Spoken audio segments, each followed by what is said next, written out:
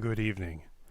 One thing that's been on my mind lately that I wanted to talk to you folks about, especially some of my own encounters in the woods in different areas and hearing stories and folklores and gossip and urban legends, is every patch of woods in America, every bit of open desert, farmland, sage scrub, riparian area, hunting area, especially people who live in more open rural states.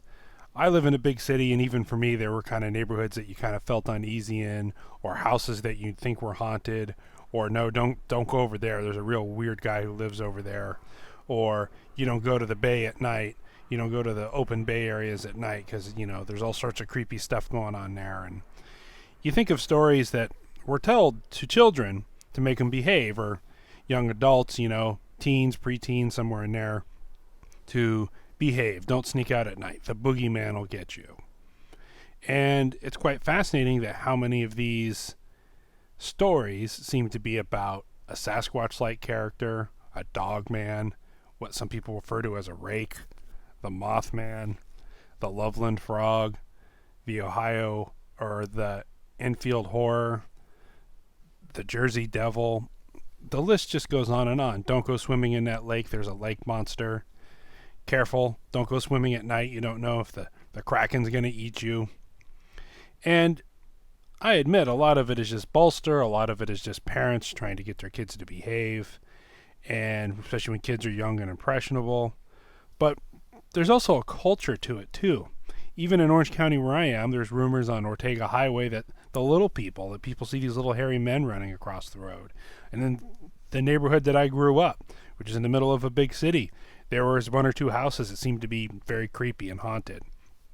And talking to people from all over the place, like the Kwakwak Ewok tribe in the Pacific Northwest, they have their tradition of the Zunaqua, the wild woman of the woods. She would abduct misbehaving children that were staying out late, or teenagers that were out smoking and sneaking out, that kind of stuff. And she would throw them in her wicker basket, take them back to where she lived, and eat kids and eat women. They also, you go a couple thousand miles the other direction, and you have different stories all over the Southwest, all over the Rockies, pretty much all over the country. That's where the term boogeyman, and then in the South they call Bigfoot's wood boogers. That seems to be the more aggressive, kind of very chimp-like behavior that's associated with Sasquatch in the South. And in the South they also have the root guru or the rougarou or whatever you want to call it, and a lot of dogman sightings, and just a lot of weird stuff all over the place. And this goes all the way along the border too.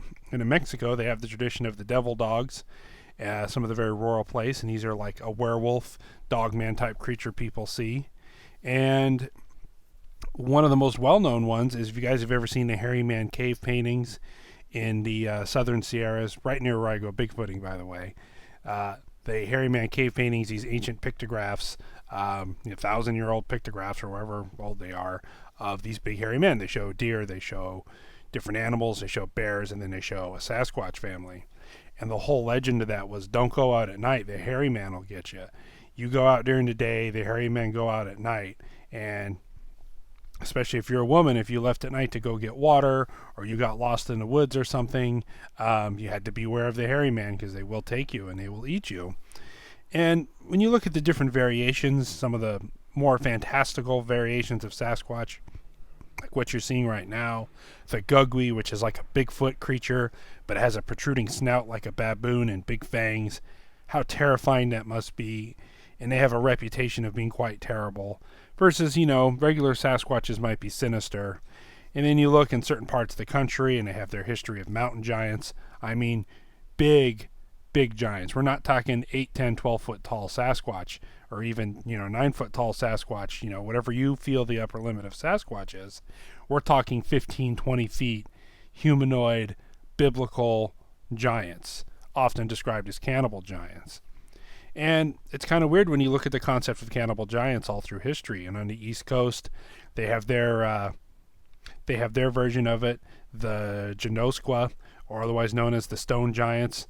They would roll around in sap and mud and cake themselves in rocks and mud and layer that in their fur, so when they shot stone-tipped arrows at them, they would bounce off, so they could go in and abduct all the Native American people they wanted and eat them.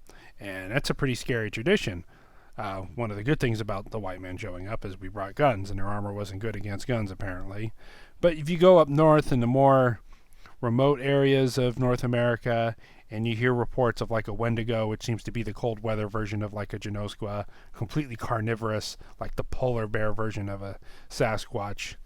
And like I said, when you look at the Mothman and Jersey Devil and the Enfield Horror, just very strange creatures. And that's not even getting into like some of the extraterrestrial type encounters when people see gray aliens and reptilian type people, and people see these strange goat creatures, these Baphomet type creatures all around. And it's a big, odd, strange world. And it's always fascinating to me that every section of wilderness, every national forest seems to have Devil's Canyon, Devil's Gulch, Ape Canyon, Devil's Post Pile, Devil's Rock Slide. There's devils and demons, that are associated with certain parts of this area, or certain areas of high strangeness, like even Yosemite, like the missing 411 stuff. How it's got to be in the hundreds now over the years of missing people that have gone there and never been found again, or found under very strange circumstances, and all around the country and all around the world. I mean, you just go online and start looking up cryptozoology, and you see some of the really bizarre stuff people see in South America and Africa and all over Europe. And then you look at the legends of trolls and ogres, and then you compare them to Sasquatch, and then you compare them to Yeti sightings. And it's just a very big, strange world out there, and people historically have been seeing these creatures, and people periodically go missing in the woods. People see fantastical things. People get reportedly abducted by aliens. People see strange stuff. Now, what and where these creatures are coming from, that's up for debate. Are they natural creatures? Are they unnatural? Are they hallucinations? Are they from a different dimension? Are they there, but our governments are covering up? Is it all of the above? Is it something we haven't thought of yet? Everything from the little tiny 1 foot tall puckwudgies with spears, these little men of the woods, all the way up to the biggest mountain giants and ogres of Europe, and everything with teeth and fangs in between, and some more harmless than others. And then you get these orbs and ghost lights and strange things people see in the sky, and especially you get these orbs that people see that seem to be intelligently controlled, seem to be sentient, and lead people to their death. And a very big world out there, and that's why this video is The Boogeyman is Real. And I encourage all of you, whatever area you live in, even in Southern California where I am, where there's 15 million people, you still find legends of haunted areas, of ghosts on highways, lots of that kind of stuff. Bodies being found in mysterious areas, Bigfoot sightings. I mean, I've even heard reports of a dogman sighting in Newport Beach, which sounds fanatical until you realize there's Upper Newport Bay, which is an area I used to hike as a kid, and it's kind of a wetland preserve. And there's a creek, I think it's Santa Ana Creek, something like that, that goes all the way, or Santiago Creek, that goes all the way. You can follow this creek all the way back up to Saddleback Mountain, and then that interconnects to a bunch of other mountain ranges going all the way down south. And you're like, well, I could just follow this river system down pretty unencumbered and get all the way down to Newport Beach. Or maybe these creatures are paranormal and they don't need to travel like we think they do. The possibilities are endless, and yeah, I will admit there's probably some people that make stories up. There's probably some hoaxing going on, misidentification, the paranormal aspect of it. If you talk about something, you can bring life to it. Then you start seeing these creatures, these monsters, these boogeymen, so to speak. But, if you want to base it in science that these are living, breathing creatures that need to eat and transverse and cover distances, you can usually find passages. Even where I am in California, in the middle of a big city, there's these drainage ditches that run all through these cities, these drainage canals, and it's quite well known that that's how the coyotes, and I've even seen bobcats and raccoons will make their way down through these really busy metropolitan areas, is they use these like a highway system, why couldn't something bigger? Especially when you have interconnected mountain ranges all around, even here in Southern California.